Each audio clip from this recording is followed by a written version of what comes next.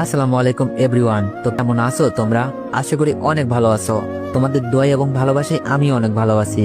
আজকে তোমার প্রতি অনুভূতি গল্পের লাস্ট এবং ফাইনাল পার্ট। আর আমি জানি গল্পটা অনেক মানুষের ইমোশন হয়ে দাঁড়িয়েছে, কিন্তু তোমরা একটা জিনিস ভাবো তো, সব জিনিসের একটা শেষ এবং সমাপ্তি থাকে। এটাও তার ব্যতিক্রম না। হয়তো গল্পে অনেক কিছু তুলে ধরতে পারিনি, তার জন্য আপনাদের কাছে আমি অনেক অনেক দুঃখিত।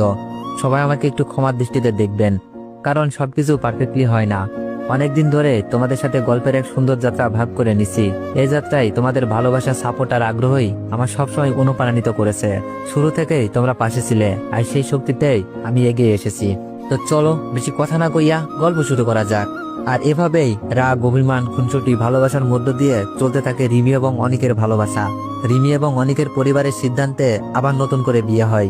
আমাদের বাসর হলো, বিয়ের অনুষ্ঠানগুলোও শেষ, হাসি মুখে কাটছে আমাদের জীবন। 1 মাস পর আব্বুর শরীর খারাপ, হাসপাতালে ভর্তি কয়েকদিন ধরেই। এলাকায় আমাদের অনেকগুলো প্রজেক্ট আছে, মাছের খামার, মুরগির খামার, গরুর খামার। আব্বু অসুস্থ থাকায় ভাইয়া সেগুলো পরিচালনায় হিমশিম খাচ্ছে। আমাদের এই খামারগুলো থেকে আলহামদুলিল্লাহ অনেক টাকায় আয় হয়।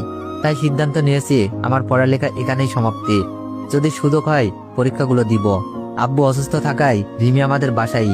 মাঝখানে কিছুদিন শ্বশুর বাড়িতে ছিলাম, ভার্সিটি যাওয়া আসা হয়েছে। দিন দিন আব্বুর অবস্থা খুবই খারাপের দিকে যাচ্ছে। হঠাৎ একদিন আব্বু আমাকে আর ভাইকে ডেকে নিয়ে বলল, আমি মনে হয় আর বাঁচবো না, শরীরে মনে সেরকম বল পাচ্ছি না। তোরা 2 ভাই কখনো আলাদা হোস না, মিলেমিশে থাকবি আর খামারগুলোর যত্ন নিবি। আব্বুর কথাগুলো জড়িয়ে যাচ্ছিল। আমি আব্বুর হাত ধরে কান্না করছিলাম। আব্বুর হাতটা আমার ধরে থাকা অবস্থায় আব্বু এই দুনিয়ার মায়া ত্যাগ করে পরলোকে পাড়ি জমায়। আব্বুকে শেষ কোনো কথা বলার সুযোগ হয়নি আমার। মুহূর্তের মধ্যেই মনে হচ্ছিল আমার সাহস, ভরসা সবকিছু যেন হারিয়ে গেল।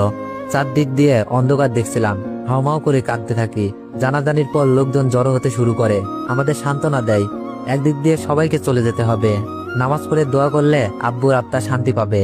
আব্বুকে জানাজা দিয়ে চিরদিনের জন্য কবর দিয়ে আসি। আব্বুর জন্য মন কেমন করে। শাসন বেশি করলেও আব্বুই আমাকে সবচেয়ে বেশি